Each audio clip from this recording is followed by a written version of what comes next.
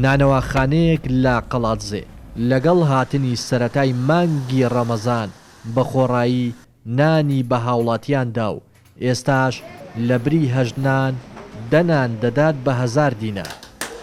خاوەنی نانەواخانەکە دەڵێت هەرچەندە پێداویستی غاز و ئارد لەسەر ئەوان گران بووە و سوودێکی وایان بۆ نامێنێتەوە، بەڵام زۆر دڵخۆشن بە کارەکەیان و ویستویانە پاداشتێکیان دەست بکەوێت و کەمێک بارگرانی لەسەر خەڵک لا ببن.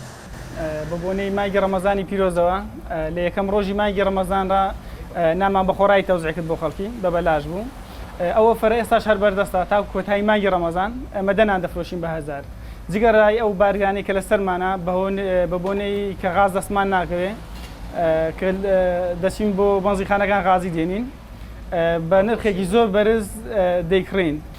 لە نانەکان و شتەکانی کەش لە هەمووی داشکانمان کردووە. لە نانی هەورامی کە پێش 50 نان بە 10,000 بووە بە بۆنەی مانگی ڕەمەزان کردومانەتە 10,000. نانی تیری بە 14,000 بووە کردومانەتە 12,000 هەتا کۆتایی مانگی ڕەمەزانی پیرۆز. ئێمە بە بۆنەی مانگی ڕەمەزان خەڵک هەیە شتی گران دەکات، بەس ئێمە بارگرانی لەسەر خەڵکی دروست دەکات، بەس ئێمە وامان کردووە کاراسانی بۆ خەڵکی کردین کردمانە 10,000 هەرچەندەوەندە قازانش بۆ مەی تێدا نییە، بەڵام دڵمان بەیشەکەی خۆشە و چونکە کارێک خێر و ئینسانیە. هاوڵاتیانیش دەستخۆشی لەو کاری ئەو نانەواخانەیە دەکەن و هیواخوازن دوکان و شوێنەکانی تریش چاو لەوان بکەن، هەر یەکە لە ئاستی خۆیەوە لەم مانگە پیرۆزەدا کار بکات بۆ کەمکردنەوەی بارگرانی سەرشانی هاوڵاتیان.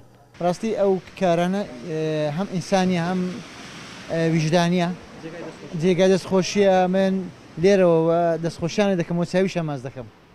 ئەنی بەڕاستی خەڵکێک برسیە، ئەنی خەڵکێکەیە هەژارە دەستکورتە لەباتی سێنان بێ پێی خۆشە پێزنان بێ بە هەز دەستخۆشیان لێ دەکەم. ئەو نانەوەخانەوەکۆیەکن نانەوەخانەکە قەڵاتزێ یەکەم ڕۆژ نانەکان بە بەلاشدا بە خەڵکی خوا خێریان بنووسێ و دواتریش ئۆفەریشان ڕاگەیاندووە لە زیاتی ئەوەی هەژنان بە 1000 بدەن دەنان بە 1000 دەفرۆشن. ئەوەش باشە، کارێکی خێرخوازیە، خی گەورە پاداشان داتەوە نمونیان زۆر و دەستیان خۆش بێ.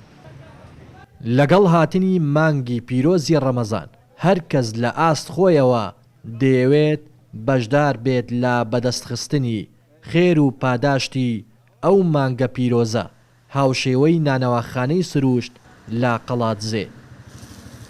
لە سەرەتای مانگی پیرۆزی ڕەمەزاندا بە خۆڕایی و بەخێر نانیان دەدا بە هاوڵاتیان، لە ئێستاشدا دەنان دەدەن بە 1000 لە بری 8,000 بۆ ئەوەی بارقورسی و بارگرانی لەسەر هاوڵاتیان دروست نەبێت.